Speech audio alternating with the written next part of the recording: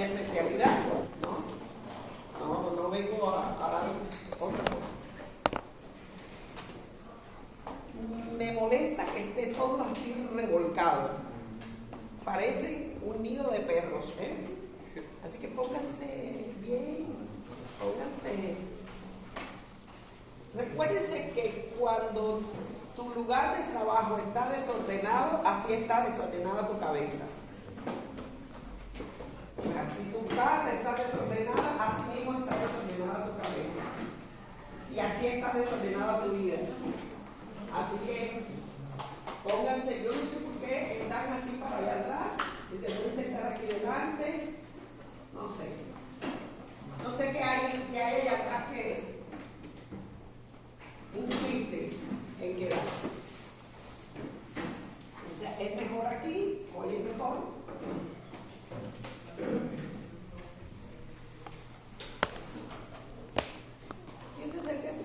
¿Quién se siente más cerca del cielo? Para no empezar la clase sin... ¿Quién hizo su matutina hoy, su devocional? Se consagró y dijo, por mi grandísima culpa.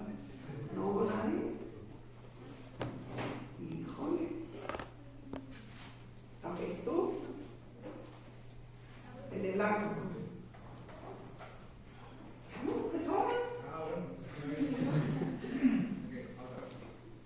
Padre, te damos gracias porque nos permites estar en la preparación contigo, en la doctora Costa para que nos pueda dividir sus conocimientos y que nosotros podamos participar en este proyecto.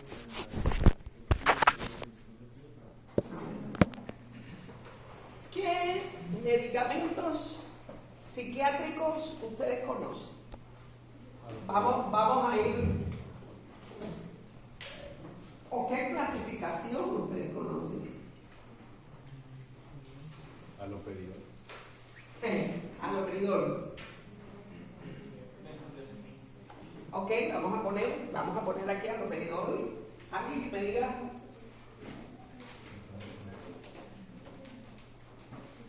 Benzodiazepina, pero la benzodiazepina es un grupo farmacológico. Yo les estoy diciendo medicamentos. La benzodiazepina es un grupo farmacológico. Diazepam, vamos a poner aquí. Diazepam, clonazepam.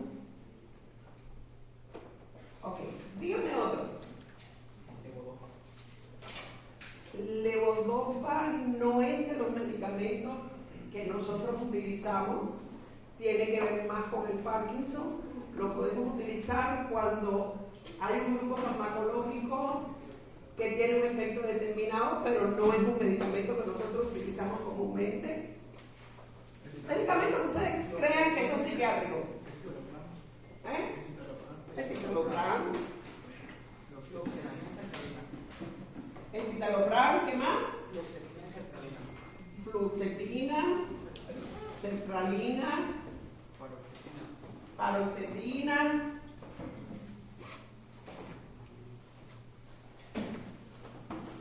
¿Qué otros? ¿Qué otros medicamentos ustedes han oído que son medicamentos psiquiátricos?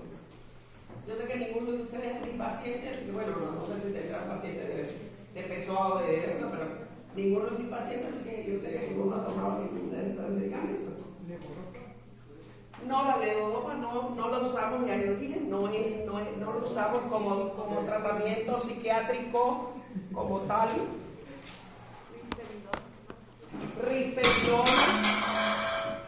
Risperidona.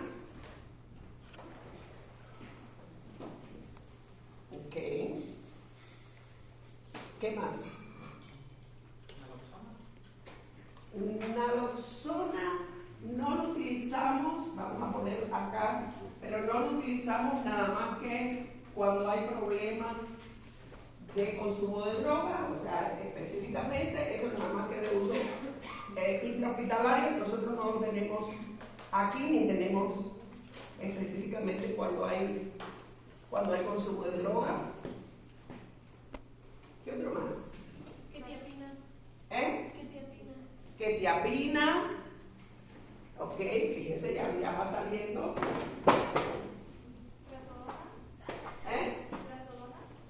Trazodona.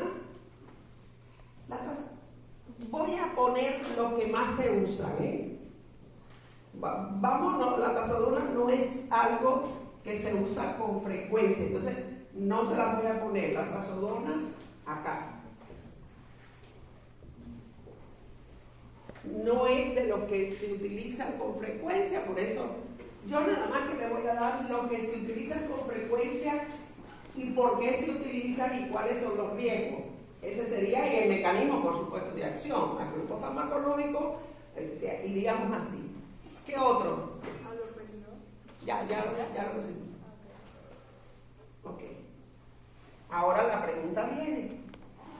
Este grupo farmacológico, y por eso los puse, los agrupé, los fui agrupando, porque cada uno que dijeron, vamos a decir benzodiazepina, pero eso, y aquí falta otro.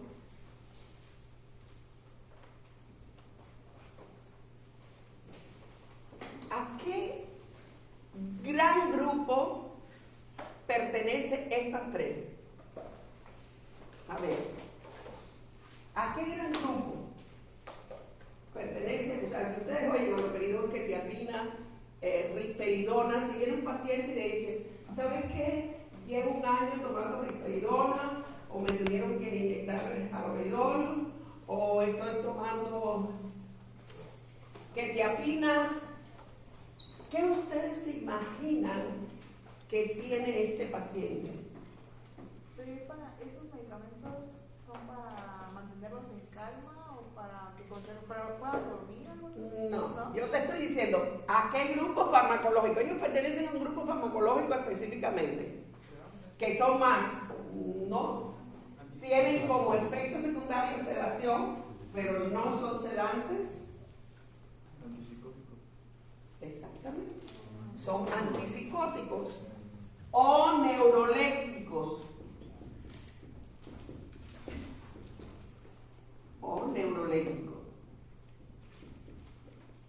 Y si yo digo antipsicótico, ¿qué patologías se me vienen a la cabeza? Esquizofrenia. ¿Qué más? Yo sé que ustedes no han dado psiquiatría. Trastorno bipolar.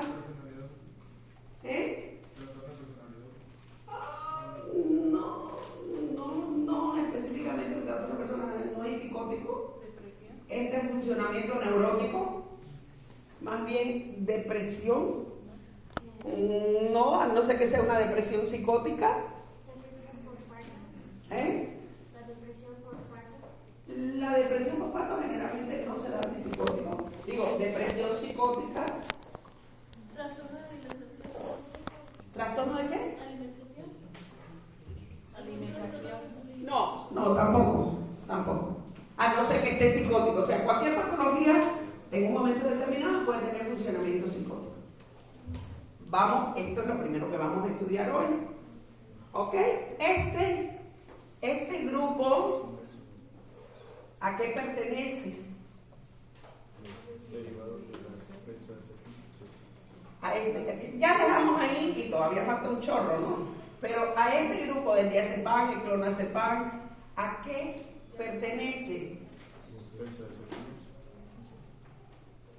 No, bueno, son benzodiazepinas, pero pertenecen, o sea, específicamente estos dos son benzodiazepinas.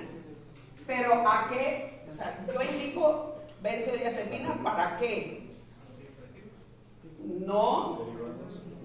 ¿Para qué yo indico benzodiazepina? ¿Para qué yo pongo un diazepam? Para la ansiedad. Entonces son ansiolíticos e hipnóticos. O sea, pertenecen a este gran grupo. Ahí da el alprazolam, está todo. O sea, hay un montón. No. Esto es nada más que un planteamiento primero, ¿ok?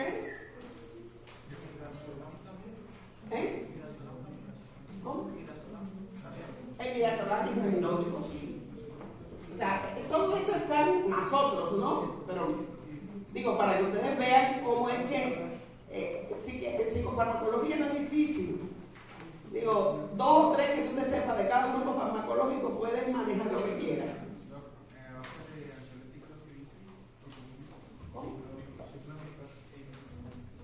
Ansiolíticos e hipnóticos. O sea, dentro del gran grupo. Ansiolíticos e hipnóticos están dentro de un grupo específico que tienen que ver con trastornos del sueño y tienen que ver con cuadros de ansiedad menores o mayores, pero tienen que ver con eso. El escitalopram, bueno, aquí yo puse la benzodiazepina que ya está acá. Las benzodiazepinas son el escitalopram, la fluoxetina, la sertralina, la paroxetina, ¿a qué pertenecen? Exactamente, son antidepresivos. O sea, pacientes que tengan ansiedad, pues sencillamente, yo no voy a poner un antidepresivo. Ahí vamos después, cuando lleguemos a los inhibidores de la recaptación de fluoxetina, aquí tenemos 2. ¿Ok? Y para la paroxetina también.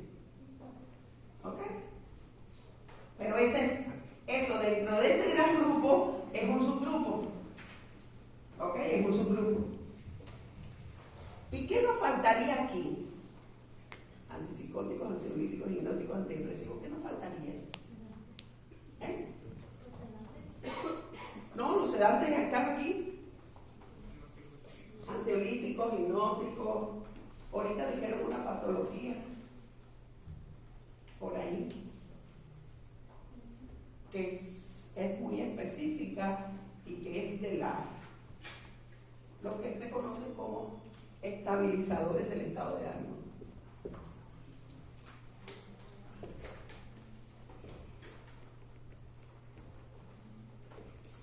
Y en eso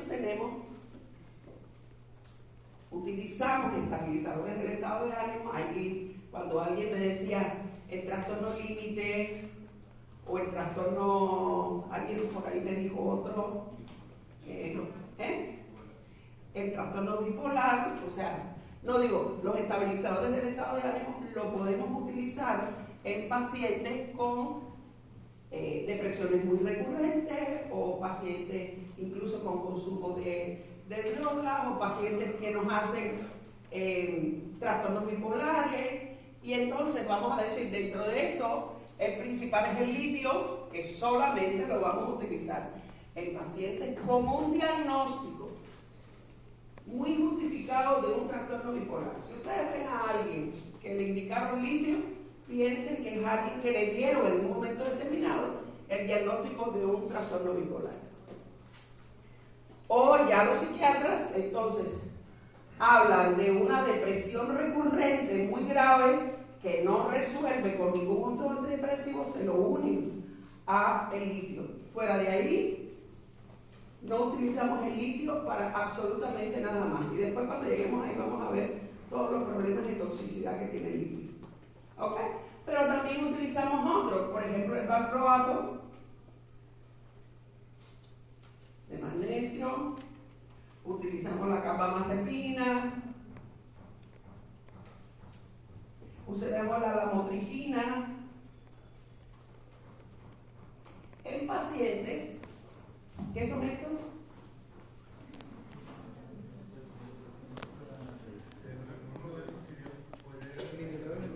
¿Cómo? ¿En uno de esos podría ir el fentanilo?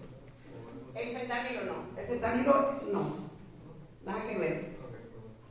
O sea, el fentanilo es un anestésico. Es un anestésico.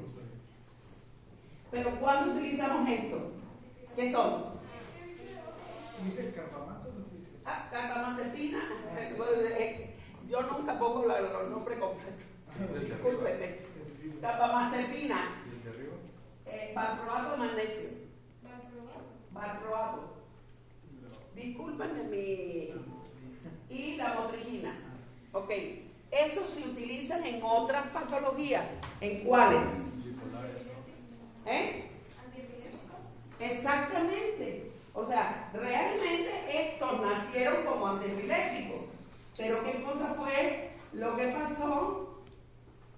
Que vieron que los pacientes con que no se le podía dar litio, empezaron a darle otros medicamentos y que le funcionaba muy bien, y entonces ya nosotros lo hemos asumido como parte principal del tratamiento. Yo, por ejemplo, a no ser pacientes que sean muy controlados, jamás le doy Valium, aunque tenga el diagnóstico de trastorno bipolar, pero eso lo vamos a ver después.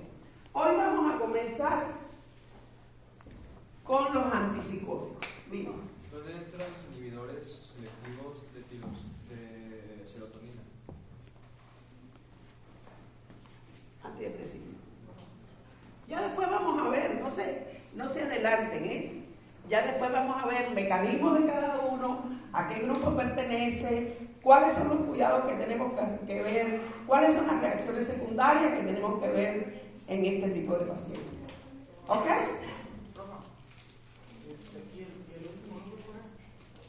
Estabilizadores del estado de ánimo.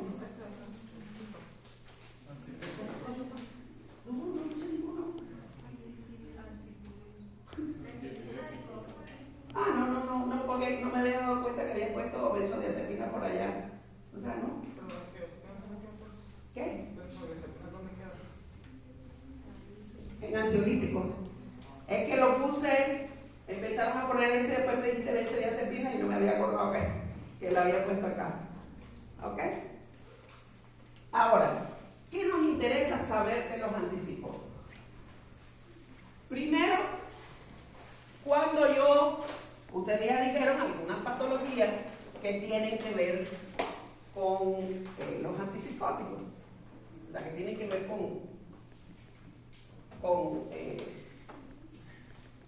con los antipsicóticos, algunas patologías.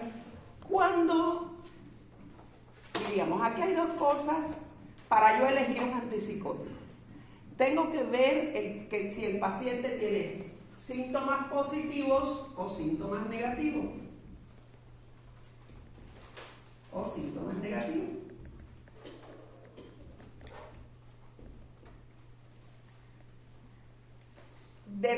Generalmente nos basamos siempre, diríamos, nuestro patrón para hablar de síntomas positivos o negativos, para yo escoger qué patología, nuestro patrón es la esquizofrenia. O sea, ese es nuestro patrón.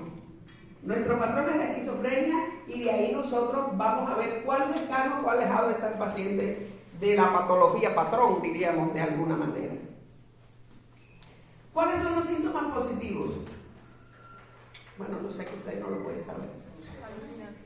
Exactamente. O sea, los síntomas positivos pueden ser que no son buenos, o sea, porque sean positivos o productivos, no es que sean buenos, es que son los más vistosos, o los que más se ven, o los que más resaltan.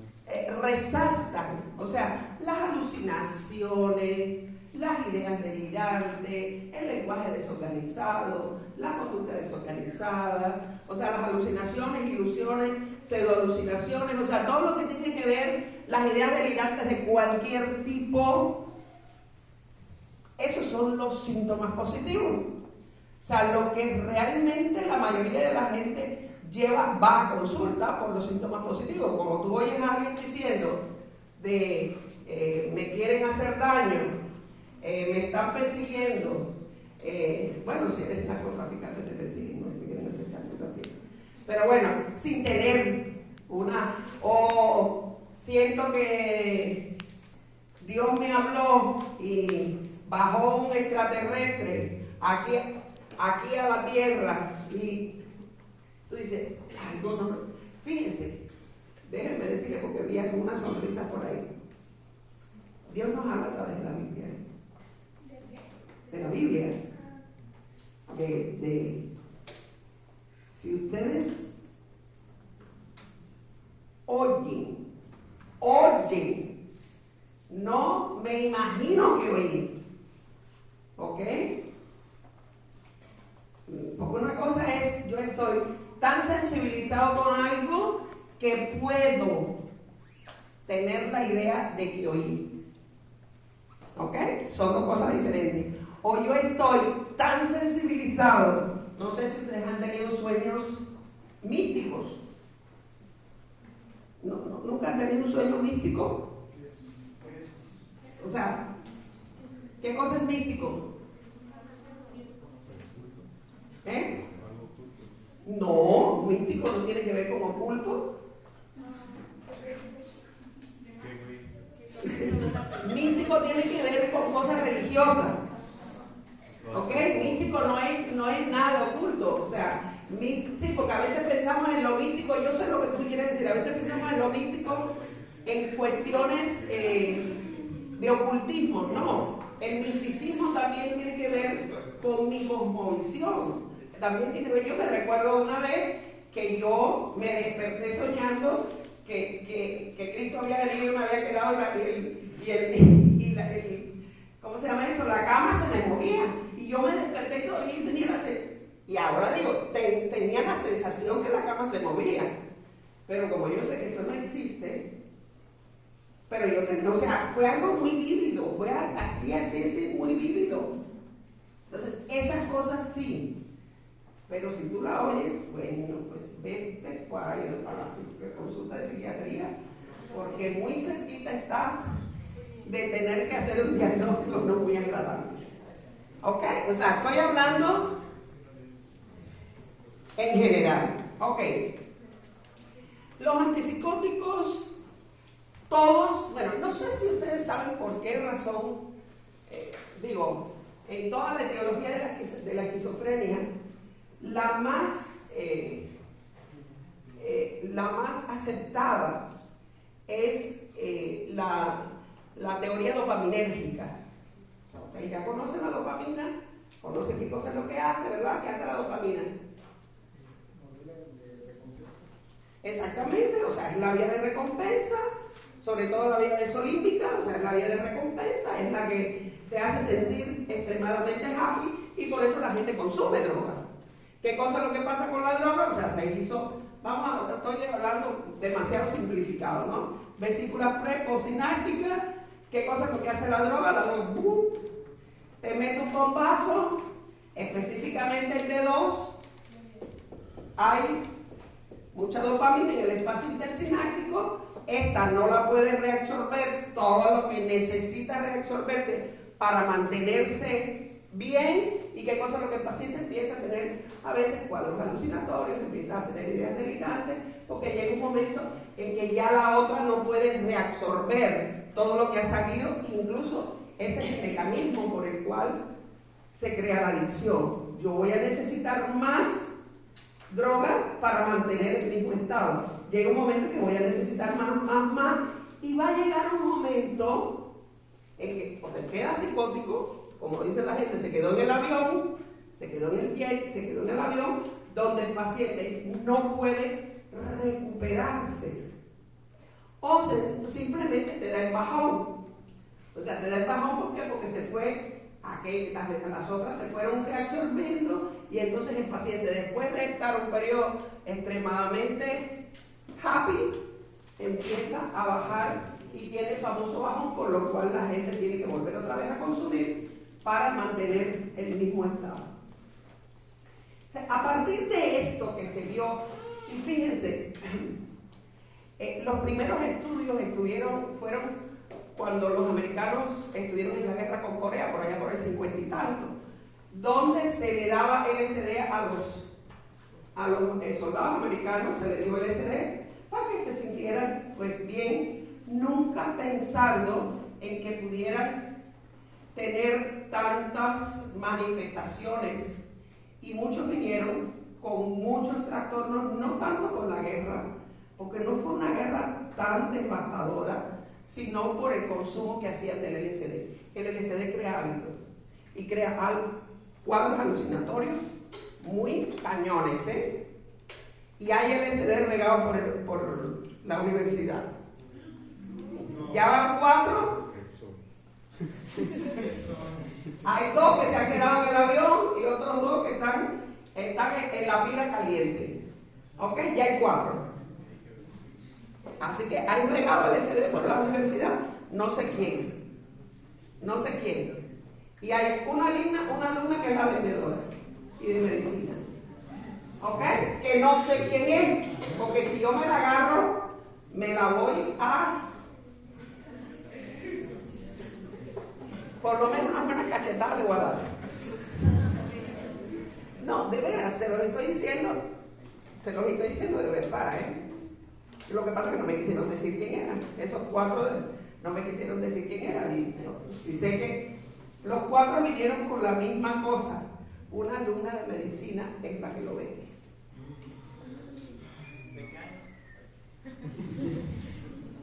Así que se lo empiezo a decir, que yo no me tropiece con ella, porque yo no le voy a decir nada ni a Ceci ni a nadie de esa gente, porque ustedes saben que ustedes lo llevan ahí y le dicen, pórtate bien, hijito, no sé qué cosas se le dicen, sí, a partir de ahora. Me siento me siento ahí en la primera banca con Castillo y se acabó. O sea, ya con eso resolví el problema. Pero sí. ¿Ok? ¿Cuál es el mecanismo de los antipsicóticos? ¿Cuál ustedes creen que sea el mecanismo de los antipsicóticos? Si yo digo, el paciente está psicótico cuando hay demasiado dopamina en el espacio intersináptico. O sea, hay demasiada dopamina en el espacio intersináptico. ¿Cuál ustedes creen que sea el mecanismo? Lo que es transporte de dopamina hacia el bebé. Reactiva el transporte más bien. Es un antagonista dopaminérgico específicamente de D2. Del receptor D2. Bloqueo de D2 en la vía mesolímbica y estriada. Ya no nos dimos cuáles son los síntomas negativos. Ok, disculpa. Los síntomas negativos van a ser aquellos que la abulia, el paciente no quiere comunicarse, hay poca relación con el resto de la gente, tiene poca productividad mental, no quiere entrar en relación con los demás, o sea, hay como una falta de empatía o de así como la cara que tienes tú ahora, ¿verdad? La misma cara que tiene él. ¿Ok? Como una falta me falta algo, o sea, oye, bromeando, Y no le vayan a decir ahora que está psicótico, O sea, le falta, o sea, no son aquellos síntomas que te llevan como urgencia al médico, pero son los otros que no te dejan tener una vida normal. O sea, alogia, a veces ya el paciente empieza a no tener productividad mental, hipoquinesia, hipoabulia, así le falta la iniciativa de hacer cosas. Esos son los síntomas negativos. Que los síntomas negativos normalmente aparecen posterior a estar mucho tiempo con la patología. ¿Ok? No es un síntoma que aparezca inmediatamente después de un brote esquizofrénico y ya el paciente está así. Generalmente son síntomas muy posteriores, como síntomas de deterioro. ¿Cómo se diferencia entre la depresión y los síntomas negativos? Porque parecen que pueden... Sí, o sea, sí, qué buena pregunta, ¿no? Qué buena pregunta. Bueno, pues fíjate, el problema es que los síntomas negativos lo tienes después de un brote psicótico o después de un periodo de tiempo que no tiene nada que ver con cuadros psicóticos normales. Hay una depresión psicótica que sí, el paciente tiene toda esa sintomatología, hipoquinesia, alogia, el paciente está hipoagúlico, generalmente tirado de la cama, pero lo único que nosotros sabemos que está psicótico, porque las ideas del paciente que tiene son ideas delirantes de tipo nihilista. No me muevo porque el mundo se va a caer. No me muevo porque mi familia se va a morir. ¿Entienden? O sea, tienen que ver no tanto con un cuadro depresivo, sino con el contenido de las ideas que tienen, de las ideas nihilistas que tienen. Por eso se conocen ideas nihilistas o de autodestrucción, o no me muevo porque, no sé, la lechuza que tengo en el estómago se me va a reventar, qué sé yo. O sea, cosas tan delirantes que no son las que son normales. Ahí es donde nosotros hacemos la diferencia entre una depresión psicótica y un cuadro depresivo normal. ¿Me entienden? O sea, por el contenido de las ideas más que por este cuadro de apatía, y sobre todo porque el paciente no ha tenido síntomas positivos antes, o porque el paciente de alguna manera tiene un contacto con la realidad. O sea, en los cuadros depresivos normales tiene un contacto con la realidad, aquí se pierde un poco el contacto con la realidad. Ok, entonces los antipsicóticos tienen que ver con esto, con bloqueo de dedos, específicamente la vía mesolímbica y la vía mesocortical. Ahora, los antipsicóticos vamos a tener de dos tipos, típicos y atípicos. Típicos y atípicos. Los típicos, bueno, los viejitos, vamos a decir. Los derivados fenotiacínicos. Miren, yo no les voy a preguntar específicamente a qué grupo farmacológico tiene, si son derivados de fenotiacínicos, si son derivados de la butirofenona, si son... No, porque hasta los residentes de primer año de psiquiatría esto se lo preguntan y no lo saben. Así que ustedes como médicos generales tienen que saber si son típicos o si son atípicos, porque también es importante las decisiones que ustedes van a tomar. Por ejemplo, los derivados fenotiacínicos, está la flufenacina, la trifluoperacina, ¿ok? O sea, esto es más o menos la tioridacina, que ya casi no se usan. La levo, esta es la que más se usa y en este momento está fuera del mercado, pero la levomepromacina a mí me gustaba mucho porque en un paciente que ya tenía síntomas residuales, pero que tenía trastorno del sueño, o sea, no estaba, y eso me ayudaba, es un antipsicótico, pero me ayudaba, tenía mucho efecto sobre el sueño. Entonces, dándole una dosis baja de 25 miligramos, yo lo ponía a dormir y no necesitaba sobremedicar a este paciente. ¿Ok? ¿Podría repetir los medicamentos, pero un poco más despacio, por favor? ¿Por qué mejor no graban? O sea, digo, porque esta es la tercera clase que yo doy. Me falta la otra con ustedes, más 2 clases más hoy. Y estoy medio ronca. Yo sé que mi cerebro funciona mucho más rápido que mi lengua. Discúlpenme, no se preocupen, pero me lo preguntan. Yo tengo que ir más despacio. Me cuesta. Levo, flufenacina, trifluoperacina, tioridacina. Es fácil.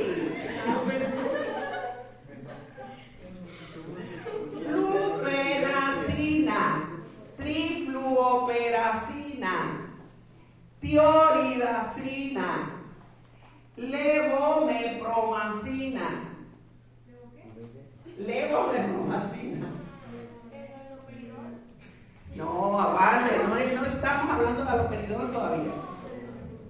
Dije que había un grupo muy viejito que se llamaban derivados de la fenotiacina, y esos son los derivados de la... Hay muchos más, estoy hablando de lo que es más, que ustedes todavía se pueden encontrar. O sea, si usted va a algún país, por ejemplo, a lo mejor de Centroamérica, hay muchos que lo pueden utilizar. ¿Cuántos son aquí en Centroamérica? Hay muchos que te lo vas a encontrar con esos tratamientos. ¿Ok? Sobre todo gente que no tiene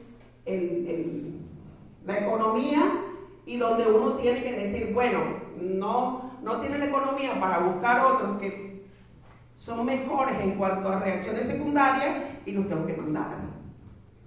¿Ok? Generalmente, ya aquí en México no lo utilizamos. Utilizamos el decanoato de flufenacina, por ejemplo, el decanoato de flufenacina, que es de depósito, se pone cada 21 días y ya si el paciente no tiene que tomar medicamentos. ¿Ok? Decanoato de flufenacina. O sea, ya le pongo una inyección cada 21 días, empieza primero una semana, después 15 días y después cada 21 días, y yo sé que el paciente va a estar cubierto. ¿Ok? Claro, son caros, pero un paciente que ande deambulando, un paciente que no quiera tomarse los medicamentos, que no quiera tomar su medicamento todos los días, pues es una buena opción. O sea, por lo menos lo resguardo 21 días de los síntomas más agudos. ¿Ok? Están los derivados de la butirofenona.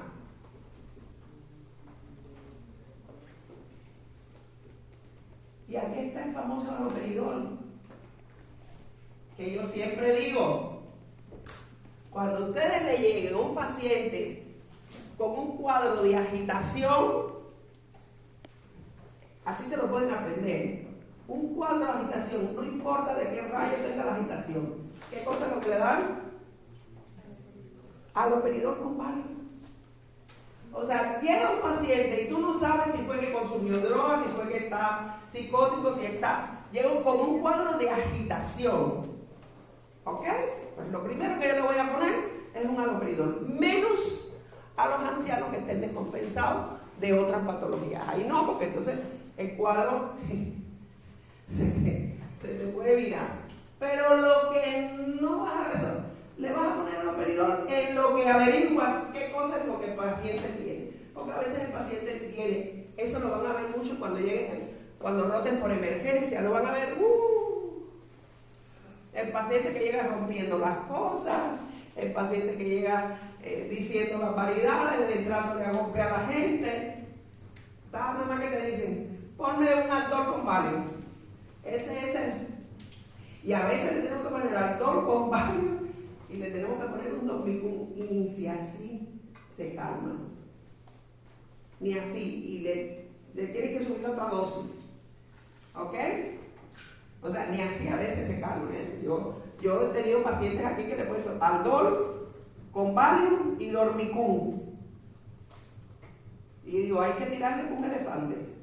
Y mientras más grandes sean y mientras más gordos estén, peor es. Así que traten de, cuando el paciente esté así, quítense del medio y que el enfermero se lo ponga. Ustedes ni siquiera se ponen en el medio, ¿eh? O sea, sí, realmente sí. O sea, ¿qué cosa es lo que...? Esto lo vamos a utilizar, a los periodos lo vamos a utilizar cuadros de agitación o cuando hay un paciente que tiene pocos recursos económicos. Si usted va al seguro con un paciente psicótico, lo que le van a poner es haloperidol. O sea, en tabletas le van a poner haloperidol. Ahora, ¿qué cosa es lo que pasa con los típicos? Que van a tener muchos efectos extrapiramidales. ¿Qué son efectos extrapiramidales?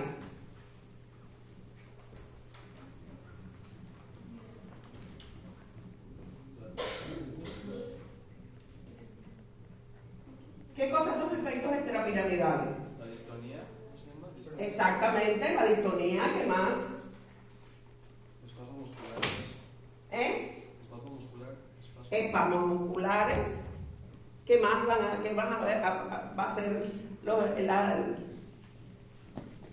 el paciente está así. Eso tiene un nombre. Acaticia. Eso tiene un nombre. O sea, el paciente está que no puede. El paciente siente que no puede. Y déjenme decirles que pueden ir desde efectos extrapiramidales, hay diferentes. Hay el síndrome cuello-lengua, por ejemplo, donde el paciente se le va el cuello hacia atrás y sale la lengua. Y la lengua tú la ves así, bien engrosada. Déjenme decirles algo, es importantísimo que ustedes le pregunten, cuando ustedes vean algo extraño, pregúntenle a los familiares si el paciente toma algún antipsicótico. Yo he tenido experiencias de eso, yo me recuerdo que en el primer año de la residencia me llegó un muchacho de 19 años, tuvo una bronca con la novia y llegó al hospital de emergencia porque el cuello lo tenía así y la lengua para afuera. ¿Qué ustedes piensan que es? Normalmente. No, tenía el cuello así y la lengua por fuera. Y te llega y tú le preguntabas y él te contestaba, pero el cuello así. Y yo le enderezaba el cuello y volví otra vez el cuello así. Y yo le enderezaba el cuello y volví otra vez. ¿Qué ustedes piensan? Que tuvo demasiado estrés. Demasiado estrés. O sea, tú dices, bueno, pues puede ser un cuadro disociativo de conversión con demasiado estrés por la ruptura con la novia. O sea, tú empiezas a hacer todo lo que tú quieras, todas las hipótesis habidas y por haber.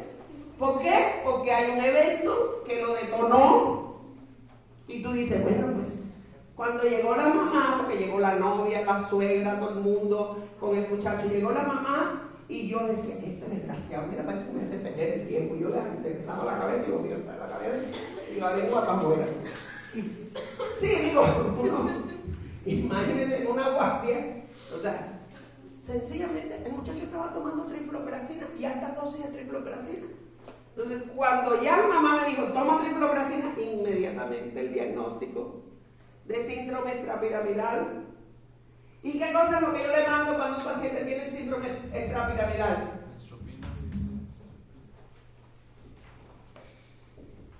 Biperideno.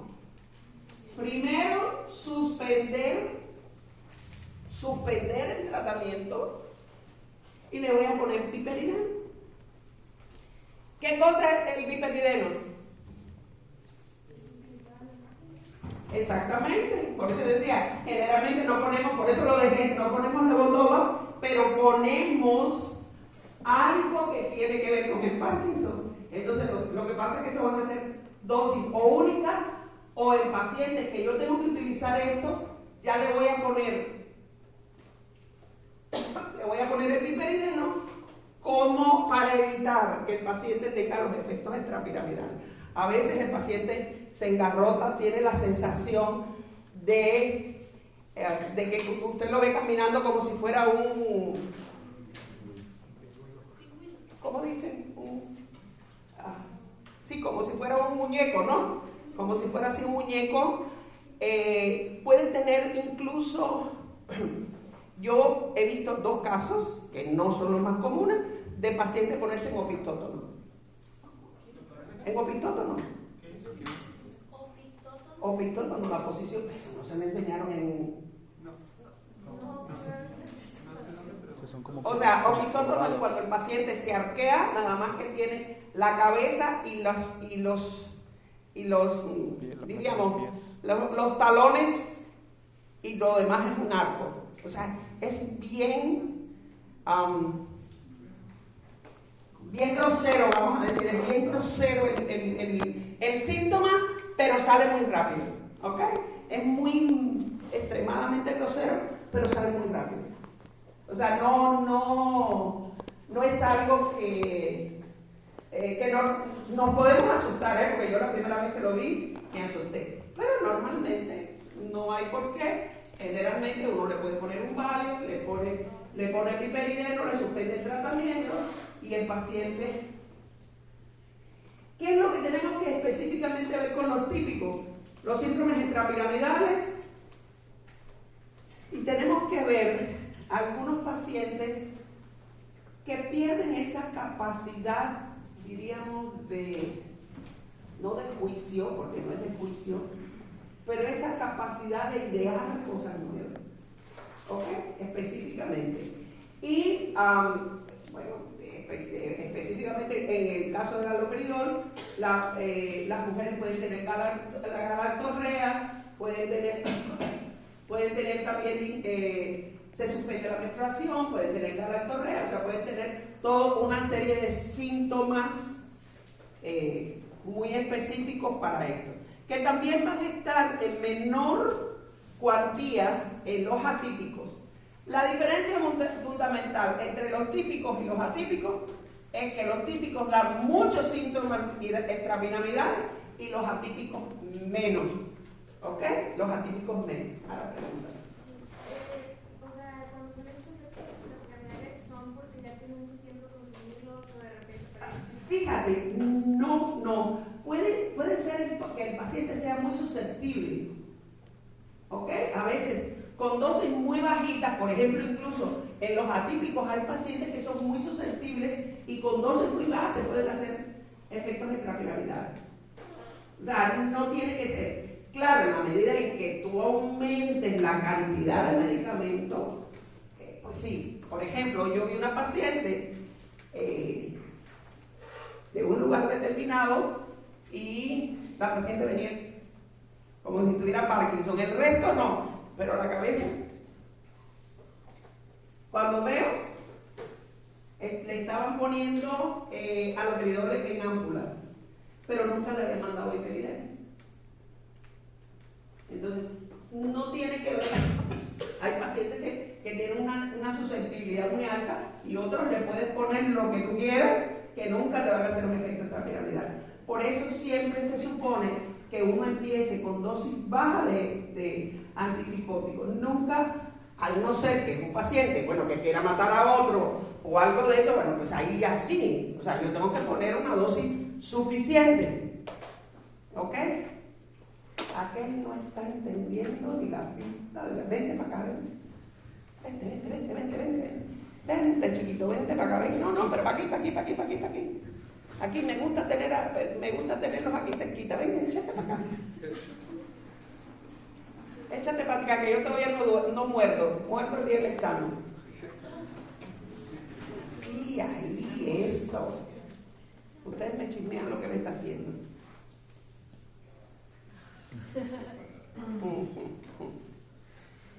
O sea, se ponen como, muchachos, ustedes pagan mucho y hay muchas cosas que no las dicen los libros.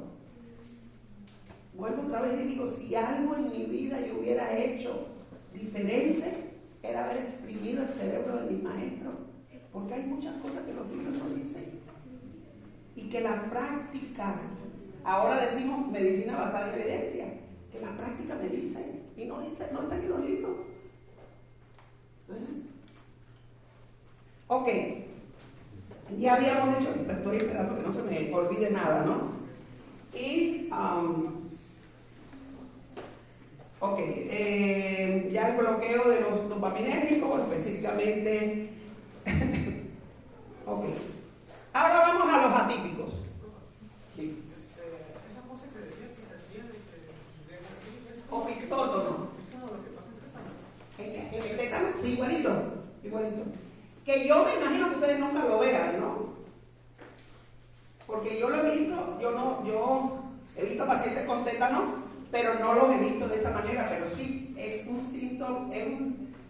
síntoma muy específico, está descrito en todos los libros del tétano, pero sí también se puede ver en los pacientes con este síndrome. Ok, vamos a los atípicos. Aquí tenemos uno de los primeros. Voy a ponerte los que más normalmente se utilizan a los que menos se utilizan, ¿ok? El que más se utiliza, risperidol. Este es de los más utilizados. La dosis máxima son 6 miligramos, ¿ok? Generalmente una dosis media de un paciente con síntomas positivos muy graves, o sea, tú le das 3 miligramos y más o menos a la semana el paciente no está limpio, pero ha disminuido las alucinaciones y las ideas delirantes. ¿Ok? No está limpio, todavía el paciente está todavía teniendo algunas ideas, quizás ahora cuestionándose un poco que si fue, si no fue, si realmente se produjo o no, pero todavía el paciente tiene ideas delirantes. No es la Rosa de Guadalupe, ¿eh? No es de que te tomaste 3 pastillas y ya resolviste el problema, no. O sea, realmente no. Ese es uno de los más comunes. Después tenemos otros que nosotros podemos utilizar y son bastante seguros, ¿ok? Por ejemplo, está la olanzapina, la quetiapina,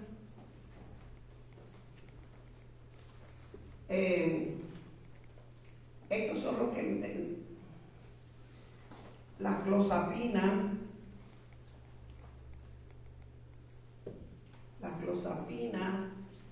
el aripiprazol,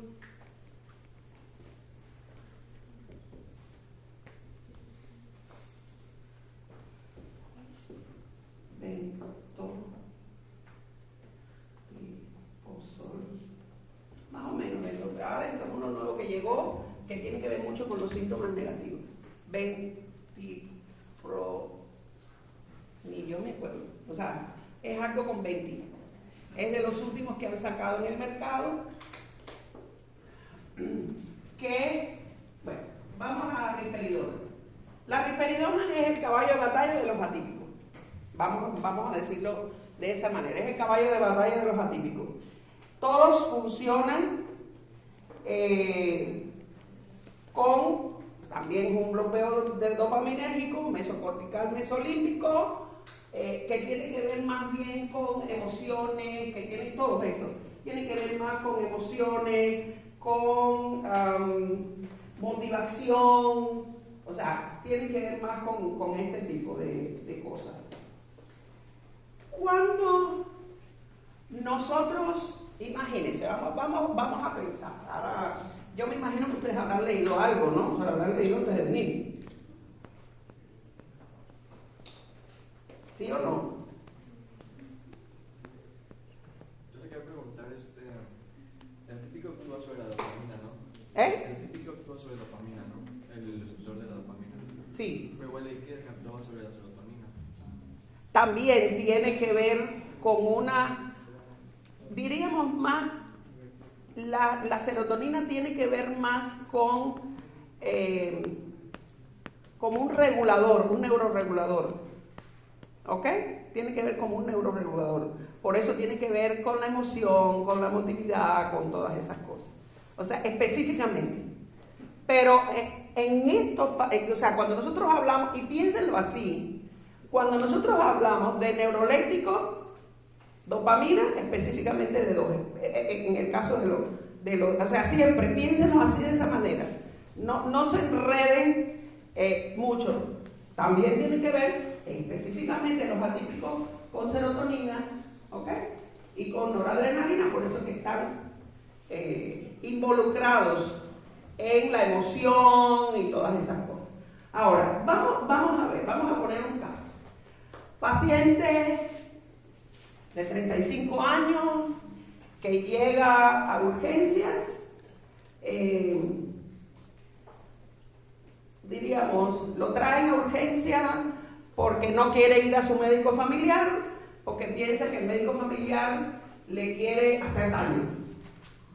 Y además de eso, que la vecina de al lado le está echando maldiciones y que le tiene una escucha en su cuarto. Y además de eso, ¿qué quiere? No puede dormir en la noche. No puede dormir en la noche, se la pasa caminando toda la noche y no hay quien lo duerma. Ya le pusieron alprazolam, ya le pusieron todos los ansiolíticos habidos y por haber. De estos, ¿cuáles ustedes escogerían y por qué? Es un paciente diabético. Es una paciente diabética. ¿Cuáles ustedes escogerían y por qué? Pregunta tipo de examen. Esa es una pregunta tipo examen. Y te doy todo esto. O sea, te doy todos los neurolépticos. Escógeme a ver cuál. Y me justifica. Porque después la segunda pregunta del examen sería, ¿por qué lo escogiste? Así son las preguntas del examen. A ver, te da tu psiquiatría y nada más que aprobar. Así que rueguen para que yo no les dé psiquiatría.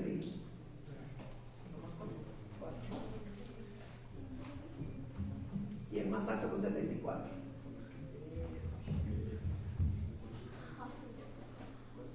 Que me lo quiero comer, porque el examen, todos salieron a la media hora, ya habían salido y le dijeron que estaba muy bien el examen.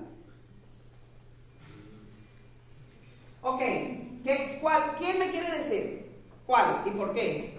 Ahora vamos a empezar la discusión de cuándo y por qué. No hay preguntas buenas o malas, es nada más que estoy haciendo esa pregunta para abrir la discusión. Puede ser difusona porque ayuda para como ataques esquizofrénicos o cuando las personas tienen alucinaciones alteradas. Una buena respuesta, o sea, es una paciente que como tiene ideas delirantes y todas esas cosas, ideas delirantes, daño, persecución, prejuicio, es una buena idea. La risperidona me da sueño. Ahora vamos a empezar a jugar con los efectos secundarios. ¿Ok? ¿La risperidona me da sueño? Pues sí, si yo lo doy en alta dosis, sí da sueño. O sea, si yo le pongo 2 miligramos de risperidona, pues la noche se va a dormir, ¿eh? Pero no es el efecto secundario que yo quiero. ¿Ok? No es el efecto secundario que yo quiero. ¿Qué le pongo? Debería ser alpirosol porque es la única que no está asociada con aumento de la diabetes, pero no he encontrado por qué aumentar. ¿La qué? Diabetes. No, pero ¿cuál me dijiste? Es que no sé qué es. Aripiprazol. Sí, Aripiprazol sí es una buena pregunta, es una buena respuesta, porque no está asociado a la diabetes. ¿Por qué no está asociado a la diabetes? Porque es el que menos aumento de peso produce. ¿Ok? Dime la tuya. La quetiapina. ¿Por qué la quetiapina? Para ayudar a que el paciente duerma mejor. Ok, él me está dando una respuesta también buena. O sea, ok, yo pienso en que el paciente no solo tiene ideas delirantes, tiene todas estas cosas, sino también que no duerme y está muy agitado, camina de un lado, camina del otro. Ok, o sea, es una buena respuesta. O sea, es una buena respuesta porque ahí tengo que ver la dosis. Porque si le pongo 25 miligramos se gárgara, si le pongo 50 se gárgara, posiblemente yo le tenga que echar unas 150 o 300 miligramos, específicamente en el caso, pero por lo menos le pondría 150, porque si no se gárgara. ¿Ok? Si no, el paciente, si es una persona grande, realmente no va a hacer nada. Fíjense en todas las posibles respuestas que hay. ¿Por qué? Mi pregunta, ¿por qué no la olanzapina, que es la que más sueño da?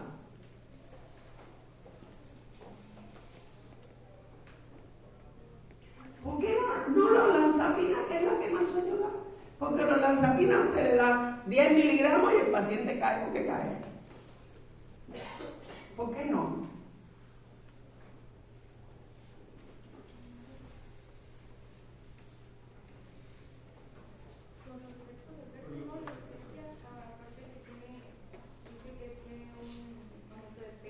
Exactamente, porque la olanzapina es la que más aumento de peso tiene. Le da mucha hambre al paciente, el paciente aumenta de peso y también se produce una descompensación a nivel de las características del paciente. O sea, generalmente empiezan a tener ¿cómo ustedes le dicen? Abdomen agrandado, aumento de peso general, pero sobre todo de abdomen. No sé si ustedes han visto pacientes psicóticos que se les hace como si fuera un paciente diabético.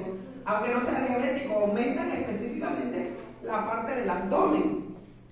Entonces, pues, un paciente que sea diabético o que sea un paciente obeso o que tenga un sobrepeso, a lo mejor, si es un paciente con sobrepeso, a lo mejor se lo pongo unos días, pero no se lo puedo dejar como tratamiento de seguimiento. Entonces después le tengo que hacer cambio de tratamiento. Que sí se puede hacer.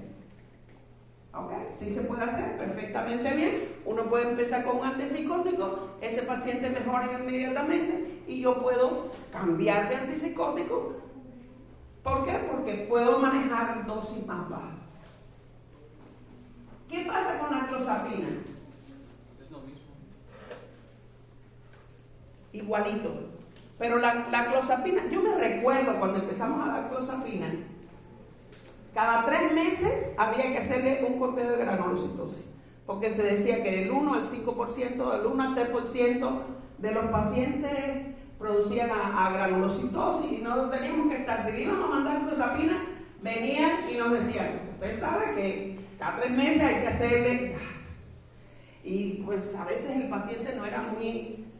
Ya se ha visto que no es tan así, que son casos más bien excepcionales que tienen que ver más con el paciente que otra cosa, ¿no? O sea, tiene que ver más con el paciente que otra cosa, no exactamente, no se ve. Yo nunca he visto un caso de granulocitosis. Ah, bueno, sí, lo acabo de ver. Lo acabo de ver un paciente que me mandaron, el médico familiar se dio cuenta y me lo mandó para que le hiciera el cambio de tratamiento. O sea, sí lo vi el otro día. O sea, hacía años que no veía nada de eso. Y sí lo vi el otro día, el médico familiar se dio cuenta e inmediatamente lo mandó para que le hiciera el cambio de tratamiento.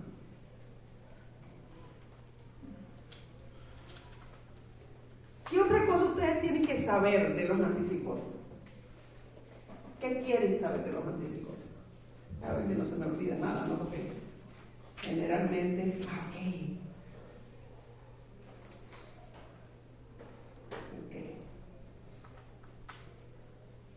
¿Qué más? ¿Cuáles son las contraindicaciones de los antipsicóticos? De los antipsicóticos no. Aquí tenemos contraindicaciones de cada uno. Porque no de los antipsicóticos. Porque imagínate que tú tengas un paciente psicótico y digas, es que estas son las contraindicaciones de los antipsicóticos. ¿Y qué haces? ¿Te das un tiro? ¿Cómo le haces? ¿Qué vas a hacer? ¿Cuáles son las contraindicaciones más frecuentes o cuáles son los efectos adversos más frecuentes? Ya lo fuimos diciendo, ¿no? El aumento de peso, la bulia, la posibilidad de una diabetes por el aumento de peso de una diabetes mellitus, con muchos menos síntomas extrapiramidales. A veces el síntoma extrapiramidal que más da es que el paciente siente que se le contraen los músculos. El paciente te dice, es que me siento contracturado, me siento apretado, me dice el paciente. El paciente me dice, me siento como si me estuvieran apretando los músculos, cuando realmente nada que ver. O sea, nada que ver. ¿Qué cosa más? Una pregunta. Los antipsicóticos, los típicos, ¿se usan también para tratar síndrome de Tourette? ¿De qué? Síndrome de Tourette. Sí, o sea, sí. Los antipsicóticos específicamente es típico el síndrome de Tourette a dosis baja. Pero si un efecto adverso a largo plazo podría ser movimientos involuntarios, ¿no sería peor?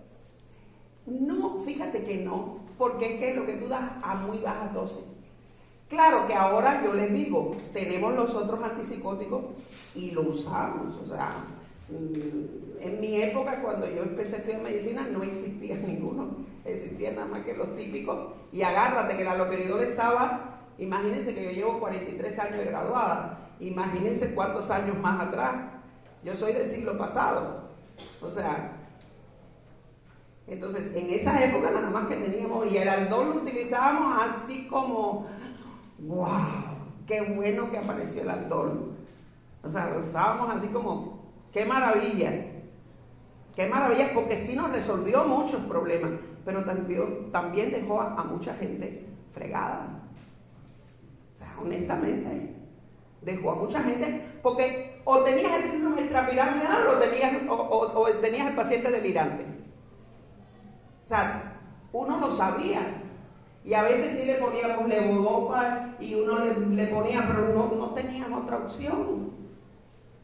¿Me entiendes? O sea, realmente no tenías opción. Sí, al Tourette yo lo he utilizado. Sí. Y sí, fíjense, funciona bastante. Lo que ahora yo utilizo más es la risperidona en la Tourette. Sí, sí. ¿La dislipidemia puede estar ahí? ¿Eh? Dislipidemia. Sí.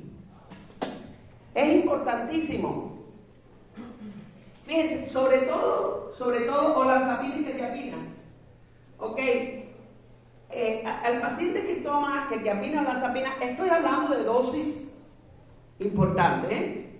Porque si usted se toma 2.5 miligramos de olanzapina, no tiene por qué tener una dislipidemia, ¿ok? O sea, no tiene por qué tener ni colesterol alto ni nada de eso, si usted mantiene una dieta lo más adecuada posible, ¿ok? Si vas a aumentar un poquito de peso, yo siempre, a veces a los pacientes, por ejemplo, los pacientes que son pacientes crónicos, porque a veces lo utilizamos incluso en pacientes, la olanzapina yo lo puedo utilizar en pacientes con TOC, en vez de darle una alta dosis de una benzodiazepina, que yo sé que me va a crear algunos problemas de dependencia, pues a veces pongo, diríamos, de 5 miligramos un cuarto de tableta. Es como darle una palmadita, ¿no? Pero eso me resuelve. Lo que no me resuelve posiblemente 2-3 miligramos de alprazolam o de otra cosa. Y sí le tengo que decir al paciente, dieta, ejercicio. A veces los pacientes que no están psicóticos, en el caso de los TOC, del trastorno obsesivo compulsivo, ¿ok? Me dicen, ay doctora, pero es que estoy, sobre todo las mujeres, es que estoy aumentando de peso. Siempre mi respuesta es, ¿qué quieres? ¿Ser feliz, gorda o ser infeliz, flaca? Si quieres ser infeliz, flaca, pues no te lo tomes, el cuerpo es tuyo, esa es tu bronca. Si quieres ser feliz y gorda, bueno, pues tómatelo.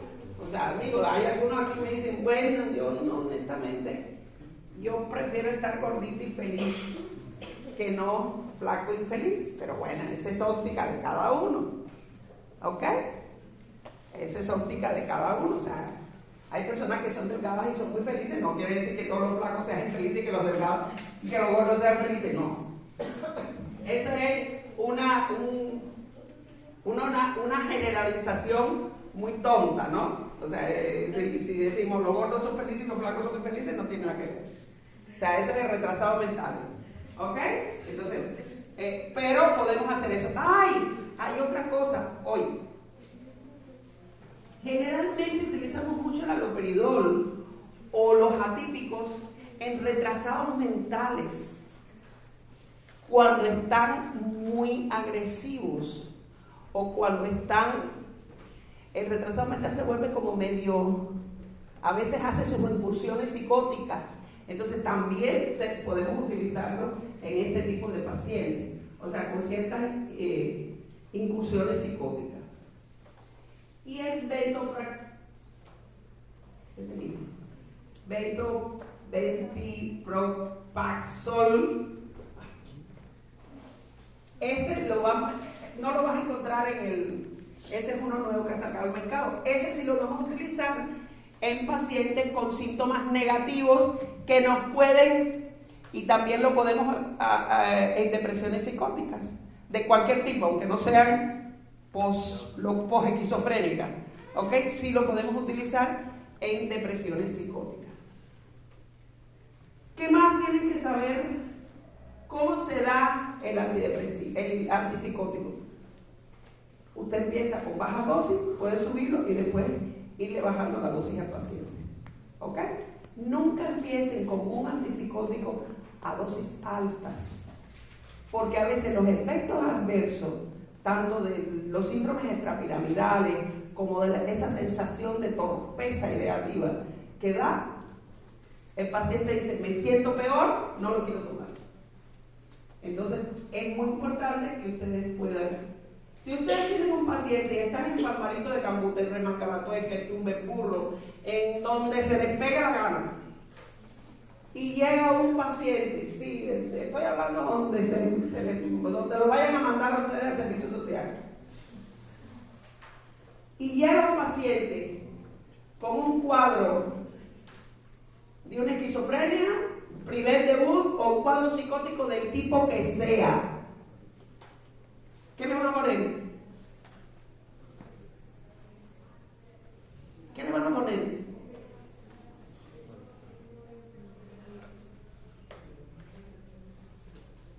Les estoy diciendo que están en Tumbeburro, en Remangalatueca, en Palmarito de Campute, en lo que tengan. O sea, lo que tengan en ese momento. No tienen opción. El antipsicótico que tengan. ¿Me están entendiendo? El antipsicótico que tengan, ese se lo van a poner. Porque lo que tú tienes que hacer es una contención para que esa persona no siga teniendo esos cuadros en lo que logran mandarlo y en lo que logra que un psiquiatra lo vea. O sea, porque se va a demorar. Entre lo que baja la loma y baja la loma, sube la loma, baja el cuadro, que baja el burro, que baja, se pasa 3 días en eso. Pero encima de eso, si llega y no se encuentra a un especialista, pues ustedes lo que tengan. Es más, pueden salir por la comunidad preguntando quién tiene algo por ahí para calmar a la persona. Porque lo menos probable es que ustedes tengan algún antipsicótico dentro de su... Pero lo que tengan, si tienen aloperidol, si tienen lo que tengan, ya ustedes saben. O sea, ya ustedes saben. La clozapina normalmente la dejamos para aquellos, como hay su respeto con ella, se lo dejamos nada más que a aquel paciente que no ha resuelto los cuadros psicóticos con el resto de los medicamentos. ¿Ok? O sea, es más fuerte entonces que las otras. A mí me gusta, yo te voy a decir una cosa, a mí me gusta porque yo he visto pacientes que no han resuelto con otra cosa, pero como hay esta cosa de la granulocitosis, como hay lo del aumento de peso, como hay la probabilidad de que aumente el colesterol, la probabilidad, entonces yo lo dejo reservado para pacientes que no resuelven, que no se van con otra cosa. O sea, lo tengo reservado para este tipo de pacientes. Cuidado, veo muchos viejitos con quetiapina. Cuidado, a veces la quetiapina los confunde más. O sea, si ustedes van a ver, es muy común, muy utilizable, no estoy diciendo que no, pero tenemos que tener mucho cuidado con pacientes ancianos y quetiapina, porque lo van a ver poner mucho, pero los puede confundir más. Si son pacientes demenciados, los pueden confundir más. O sea, y muchas veces incluso pueden tener algunos accidentes cerebrovasculares que están matizados por la quetiapina. ¿Me entiendes? O sea, están como, no sabemos si es un evento cerebrovascular o es el resultado de la quetiapina. O sea, nos pueden enmascarar. El otro día alguien le había puesto a una persona, que a un viejito, una señora de 80 y tantos años, quetiapina, y me llama por la noche, su hija, es mi amiga, me llama por la noche y me dice: ay, es que mi mamá se ve muy extraña. Digo, ¿qué le estás dando? Quetiapina. Sí, pero es que ahí tiene que medio que la veo muy floja y medio que está así como si estuviera drogada. O sea, me dijo ella, no, está como si estuviera drogada. Digo, ¿sabes qué? ¿Por qué no la vienes a ver? Le dije, vete directo para el hospital. Vete directico para el hospital porque a lo mejor está haciendo un accidente cerebrovascular. Efectivamente, un accidente cerebrovascular. Le dije, no te la voy a ver. No te la voy a ver, vete directo, o sea, sácala, llévatela. Y sí, estaba haciendo un accidente cerebrovascular. O sea, ¿cuánto uno? Por eso es que es importante que el familiar entienda esto. Porque muchas veces dice, ay, es cosa del medicamento. ¿Sí? Pues sí.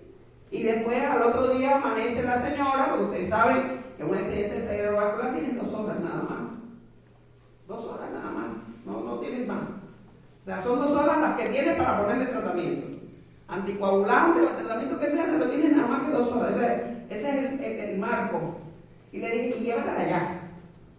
Ay, pero es que la puedo llevar mañana. No, llévatela allá. Porque si es un accidente cerebrovascular, el marco que tienes es muy poquito. Es muy poquito, así que no esperes. Y a mi insistencia, a pesar de que ellos no querían, a mi insistencia se la llevaron y sí, tenía un accidente cerebrovascular. Así que, cuidadito. Vamos a... Tomar un break. No, ningún break. Porque yo tengo clase a las 5 de la tarde. Aquí no nos vamos a echar todos de paso y nos vamos ahorita. Ok, antes de tiempo. Sí, porque yo... Antidepresivo.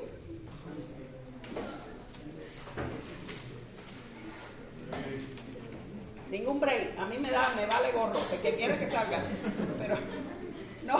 Oye, si yo estoy de las 8 de la mañana dando clases, di consulta, vine. Yo ni he comido, vine a dar esta clase y digo, ahorita tengo clase a las 5 de la tarde, ¿no?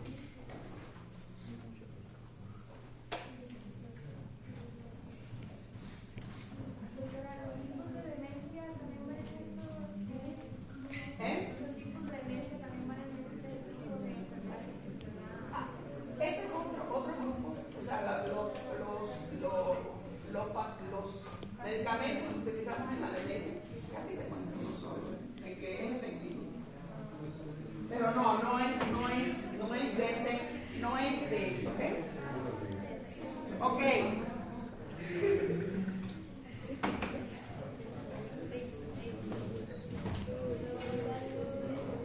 Antidepresivo. Ay, como yo estoy que ni la garganta me aguanta. Y después a las 5 empiezo a drogarme. O sea, que con droga. Y Mao.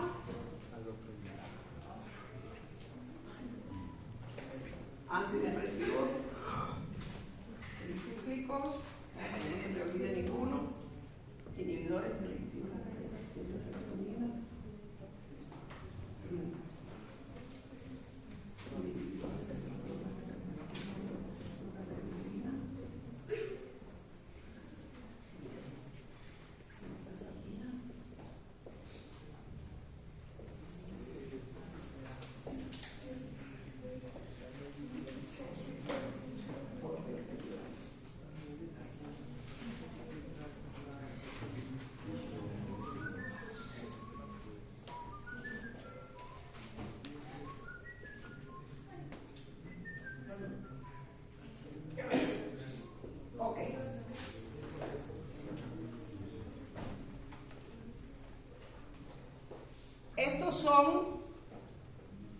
Puse estos 3 porque tienen diferentes tipos de funcionamiento, de mecanismo.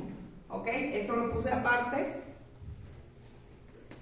Inhibidores de la monoamina oxidasa. Los IMAO. Ya no se utilizan. Ya honestamente no son medicamentos. Son muy buenos, son muy efectivos, son muy buenos, ¿ok? Pero normalmente no se utilizan ya porque tienen muchos efectos, muchas interacciones que pueden ser muy graves, ¿ok? Además de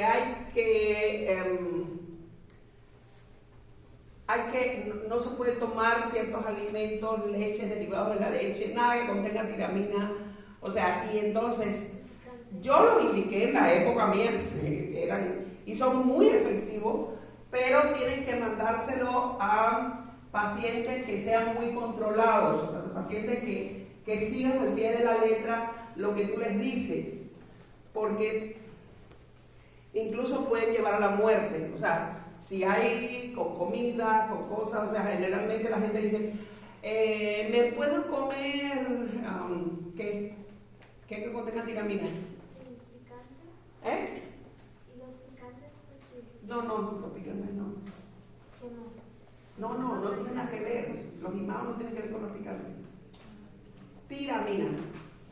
O sea, leche, derivados de la leche, vinos, pescado, algunos, o sea, entonces muchas veces el paciente dice, no, me voy a tomar un helado. Dice, bueno, ¿qué de malo hay tomarse un helado, verdad? Bueno, pero el helado contiene lactosa, como tú vienes a ver, el paciente está haciendo puede estar teniendo un problema grave. ¿Cuál es el mecanismo de acción? Bloquea la acción de las MAO, evitando la degradación de la noradrenalina y de la serotonina y en menor parte de la dopamina. O sea, es lo que hace es evitar la degradación. O sea, no es porque estimule nada, sino evitar la degradación a través de la MAO.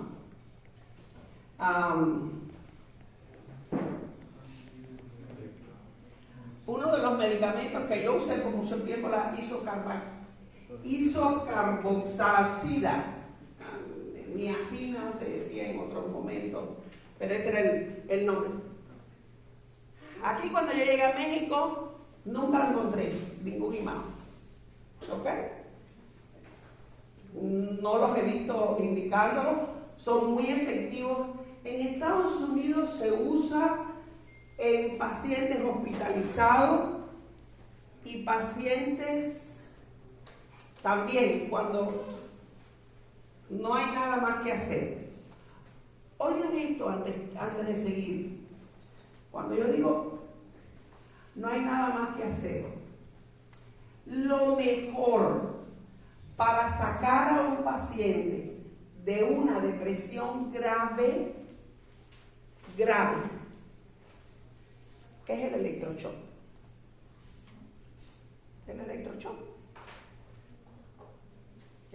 ¿Saben lo que es el electroshock? Mirad.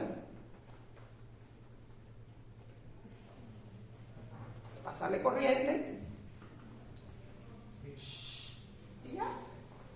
O sea, eso en un paciente con una depresión grave es lo más rápido que uno puede hacer con un paciente. Es mentira que después se queda, que es mentira que mata neuronas, es mentira. No. Lo que hace es una desconexión y eso te permite que el antidepresivo comience a funcionar. ¿Por qué les digo esto? Porque normalmente la gente se desespera. Un paciente que tiene una depresión grave, que ha tenido intentos suicidas, que tiene ideas suicidas muy estructuradas. Imagínense que yo tengo que esperar después de los 15 días para que empiece a hacer el efecto del antidepresivo. ¿Y esos 15 días dónde los guardo? O sea, en una depresión, estoy hablando de una depresión grave. O sea, en una depresión grave no hay ningún antidepresivo, ninguno, que funcione antes de 15 días. Para la depresión, no funciona antes de los 15 días. Entonces, aquí en México no he visto dar muchos electroshocks. En Estados Unidos sí. Cuando entra, está amando mucho lío en el hospital. Está que te quieres ir, que no sé qué, te dan electro. Y no pasa absolutamente nada. Aquí en México es casi como una mentada. ¿Ok? Cuando realmente las dos únicas contraindicaciones que hay para un TEC, se llama así sino trastorno electroconvulsivante. Y si es con anestesia y resucitación, TECA. ¿Ok? La única contraindicación real que hay son los tumores de cráneo. Infarto reciente. Mujeres embarazadas se les pueden dar, viejitos se les da, o sea, no hay ningún problema con eso. Y generalmente nosotros decimos, no le vaya a dar electroshock. Yo siempre le he dicho a mi familia, si yo me empiezo a deprimir, rápido que me den electro. ¿Por qué? Porque esa es la forma más rápida de sacar a un paciente, de iniciar, vamos a decir, sacar a un paciente de un cuadro depresivo. Así que no les tengan miedo. Espérense.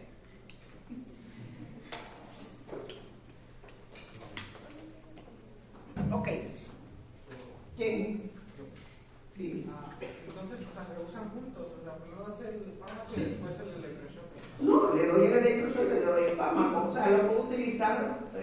No es que te doy la tableta ahora y después te doy el chuchazo, o sea, la tableta te lo doy en el momento que te la tengo que dar. O sea, te pongo un tratamiento antidepresivo y te doy el medicamento.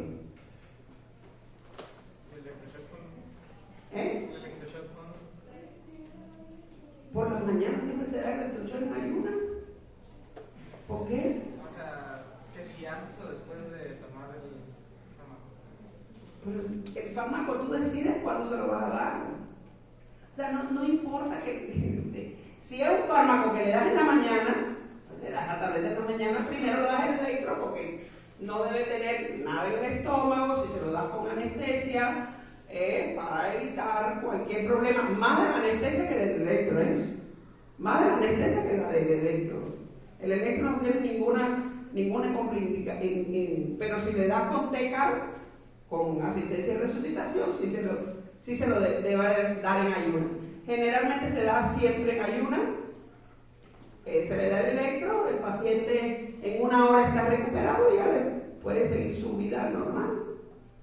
O sea, generalmente lo damos hospitalizados, pacientes que están hospitalizados, pacientes que tú tienes una buena idea de cómo está el paciente. Ok,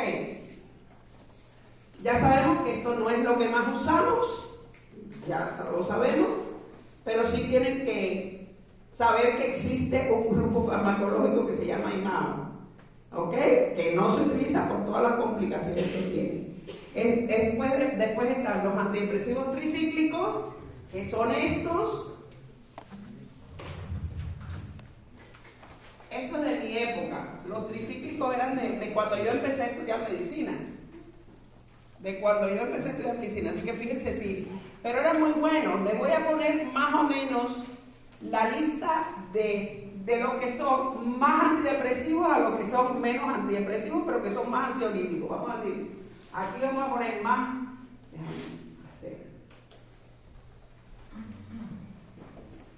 Más antidepresivo, vamos a decir, más ansiolítico. Porque yo tengo que también escoger según, bueno, el más antidepresivo de todo es la imipramina.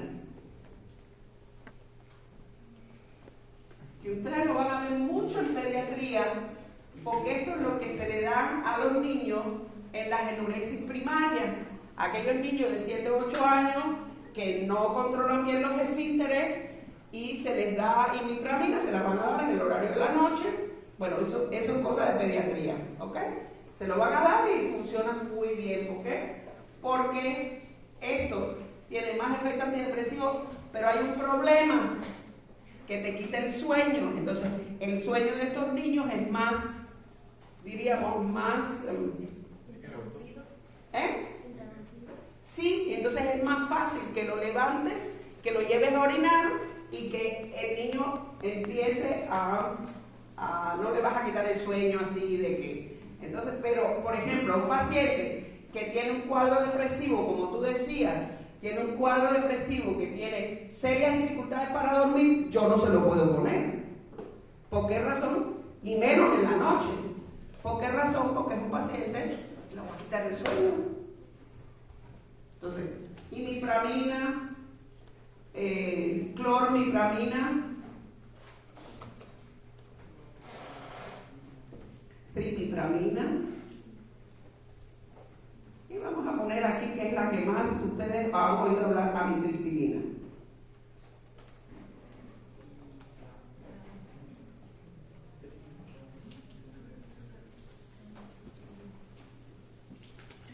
Ok.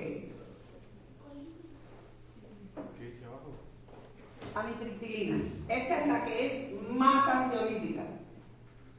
Entonces, si yo tengo un paciente que no tiene una depresión muy importante, pero que sí lo que él tiene es un grave trastorno de sueño, pues yo voy a utilizar la amitriptilina. Por ejemplo, yo veo a los neurólogos que usan mucho la amitriptilina, que yo no sé por qué razón, porque hay otras también que son buenas, para los tratamientos de la crisis de migraña. Todo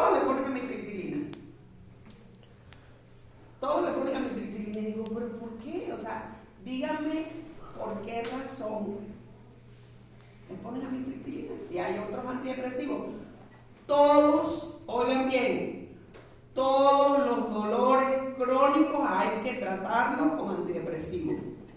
Todos. Cualquier dolor crónico que usted no trate con antidepresivos no se va a mejorar. Y específicamente que sean serotoninérgicos. ¿Por qué razón? Debe ser serotoninérgico.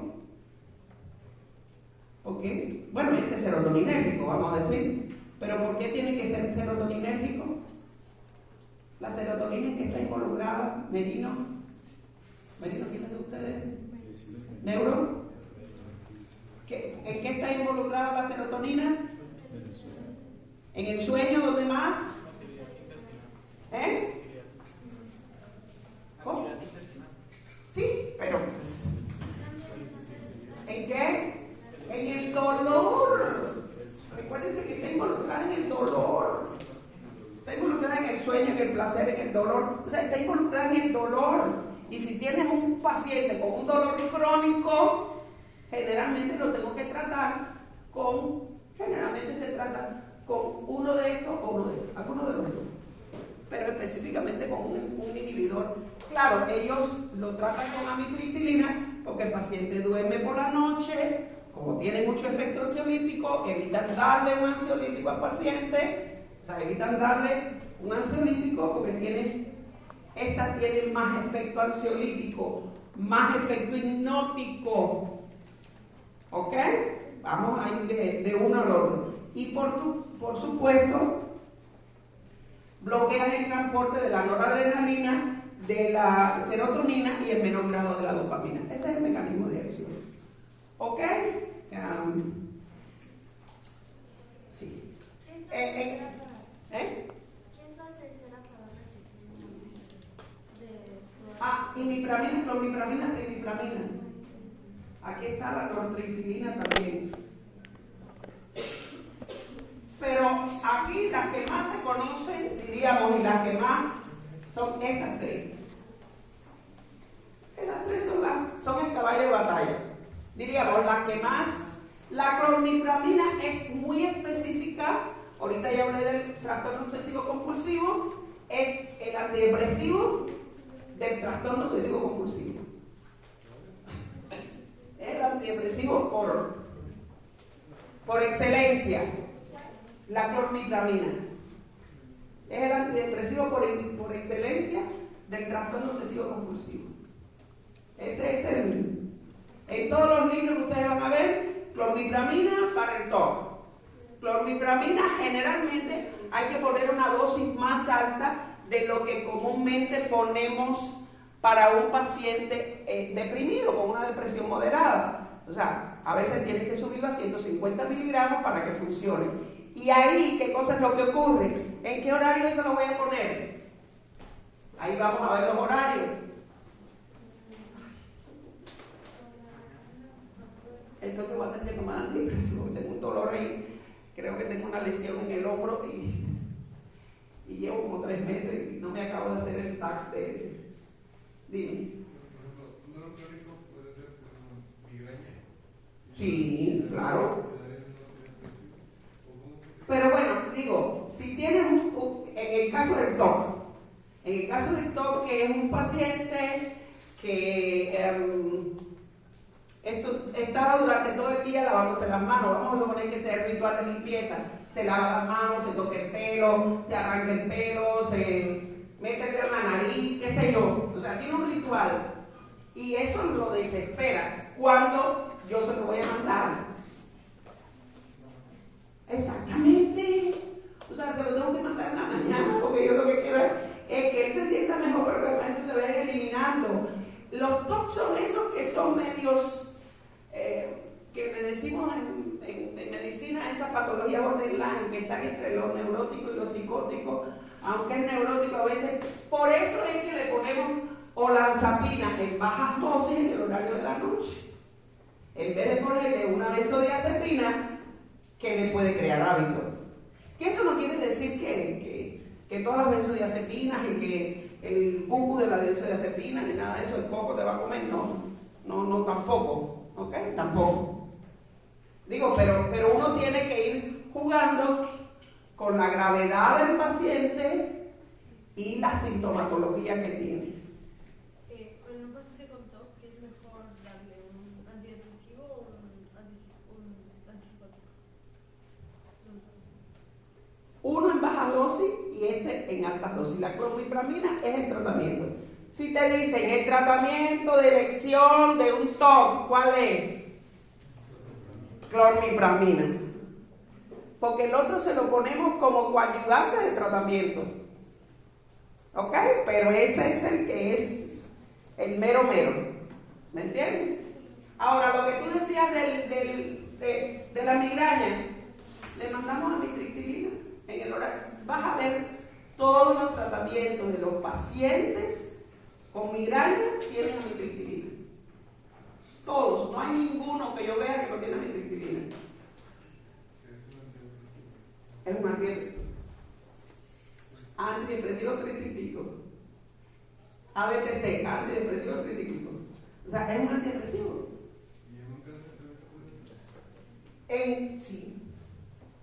Sí, ¿cómo no? ¿Cómo no? Era por la producción de endorfina, ¿no? La acetaminofén, la impulsada. Bueno, el problema de la serotonina, ¿qué cosa? ¿Y qué tiene que ver con la endorfina?